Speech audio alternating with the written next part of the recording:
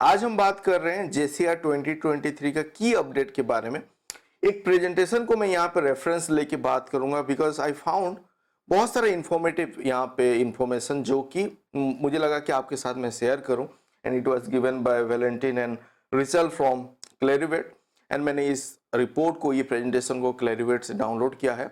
And कुछ यहाँ पे की इंफॉर्मेशन मैं आपके साथ यहाँ पे शेयर करूंगा।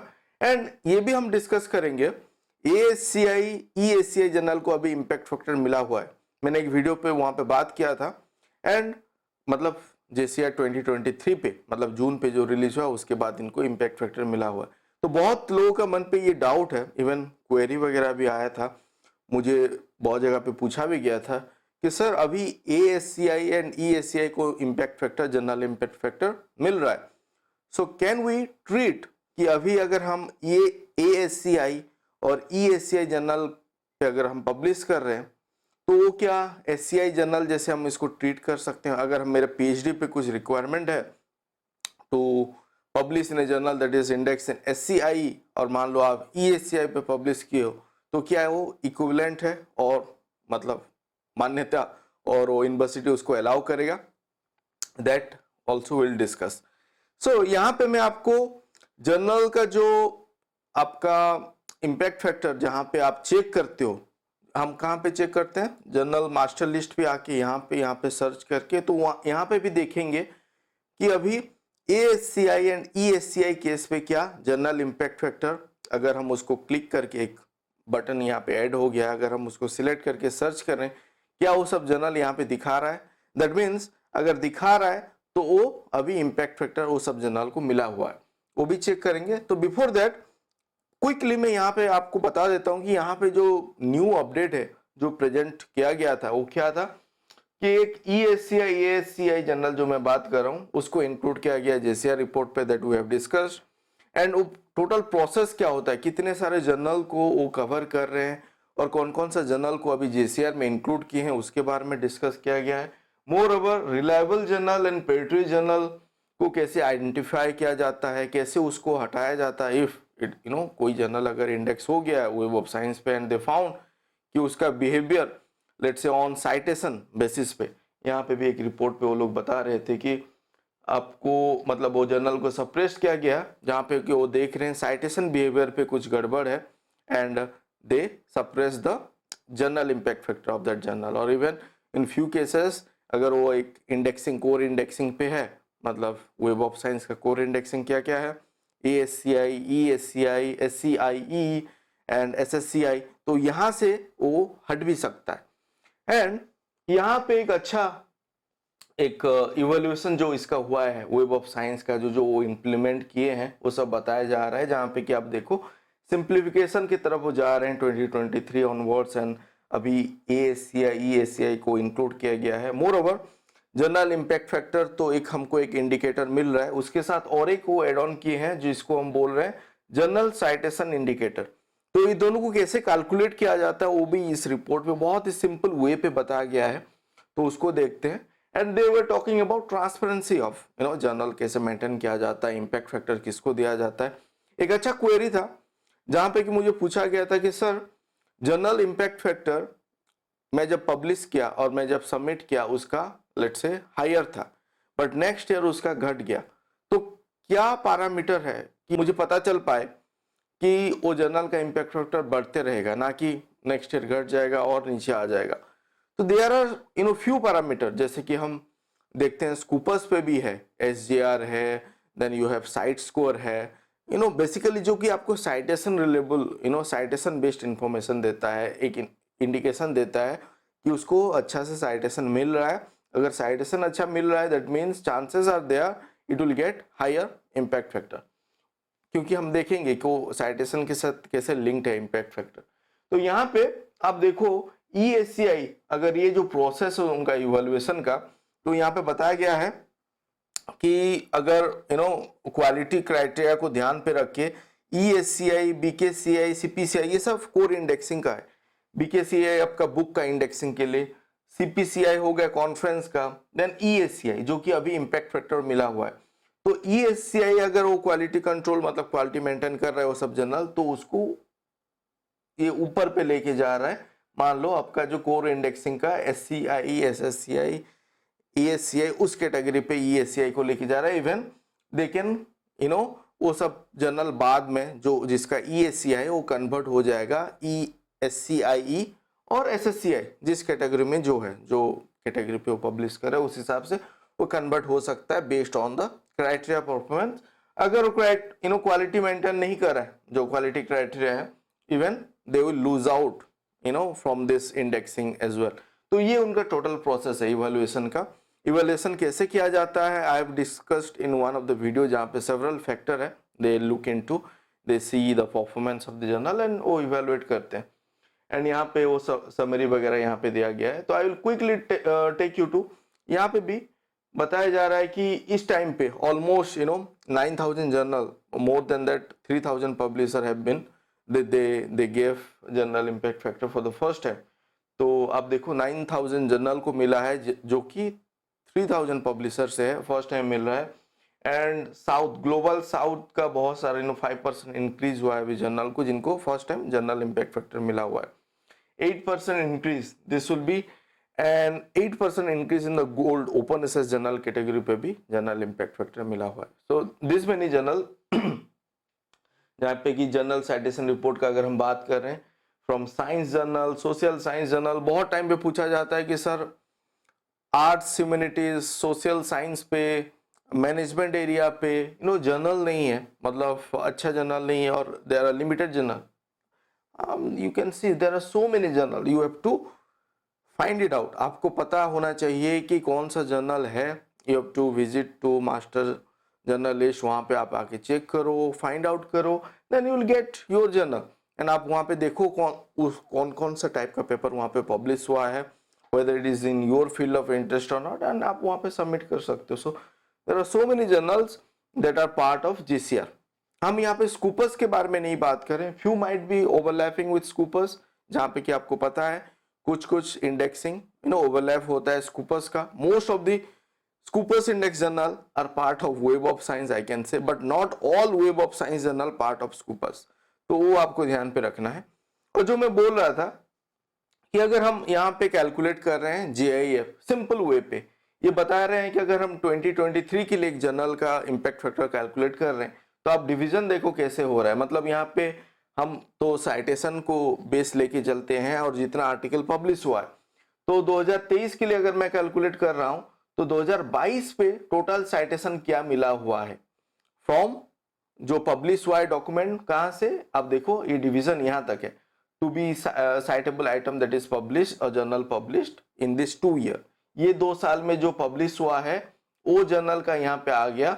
एंड यहाँ पे टोटल साइटेशन जो आ गया, तो साइटेशन ऊपर रहेगा और टोटल जर्नल यहाँ पे साइटेबल आइटम, मतलब जितना पेपर, नॉट जर्नल, जितना पेपर पब्लिश हुआ है in that suitable in those journal, those are indexed in again ASCI, ESCI, SSCI and SCI, वो 4 के सभी हो गया, उनको इम्पैक्ट फैक्टर मिल रहा है। एंड जो न्यू साइटेशन इंडिकेटर है, जनरल साइटेशन इंडिकेटर JCI हम बोल रहे हैं, ये भी फ्यूचर में I think it will also come in play, जहाँ पे कि JCI का भी इम्पैक्ट फैक्टर जैसे ही उसको लिया जाएगा और एक आपको एक स्टैंडर्ड सॉर्ट ऑफ बेंचमार्क लेके लोग देखेंगे इसको।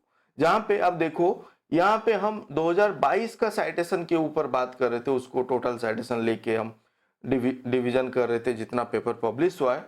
व्हेयरएज यहाँ पे आप देखो suitable citation from all document in this year, मतलब अगर हम 2023 के लिए कर रहे हैं तो 2019 4 साल का हम ले रहे हैं, 19, 20, 21, 22 एंड 19, 20, 21, 22 में जितना साइटेबल आइटम यहाँ पे पब्लिश हुआ है, तो यहाँ पे 2 साल का था, यहाँ पे 3 साल का है, बट साइटेशन यहाँ पे 4 साल का है, जहाँ पे कि यहाँ पे 1 ही साल का था। तो यहाँ पे आपका ये आ गया JCI, यहाँ पे आ गया। तो इस हिसाब से JIF एंड JCI यहाँ पे कैलकुलेट होता है, बहुत सिंपल वे पे यहाँ पे बताया गया है। एंड और एक जो चीज है क्वार्टाइल के बारे में मुझे पूछा जाता है, मैंने एक वीडियो स्कूपर्स क्वार्टाइल के ऊपर बनाया है, I will make one video on web of science quartile as well, जहाँ पे आप देखो जर्नल का इम्पैक्ट फैक्टर जहाँ पे मिला हुआ है, यहाँ पे जर्नल इम्पैक्ट फैक्टर मिला हुआ है फॉर SCI, यहाँ पे करंट स्टेज पे हम बात कर रहे हैं। अगर जून 23 का जो हम बात करें, जून 2024 पे अगर हम बात करें, ये सभी केसेस एक्टिवेट हो जाए, मतलब जनरल इम्पैक्ट फैक्टर हो गया, journal citation indicators, citation distribution, category rank wise, JIF का रैंक वाइज वो भी आ जाएगा, and JIF quartile, journal quartile, जो कि अभी एएससीआई एंड ईएससीआई का मिसिंग है। अगर हम देखें इस साल जो रिलीज हुआ है, बट वो बोल रहे हैं जून 2024 पे जेआईएफ क्वार्टाइल एएससीआई एंड ईएससीआई को भी मिलेगा। ये मैं यहाँ पे शेयर करना चाहता था। And now I will take you to master journal list है, जहाँ पे हम सर्च करते हैं।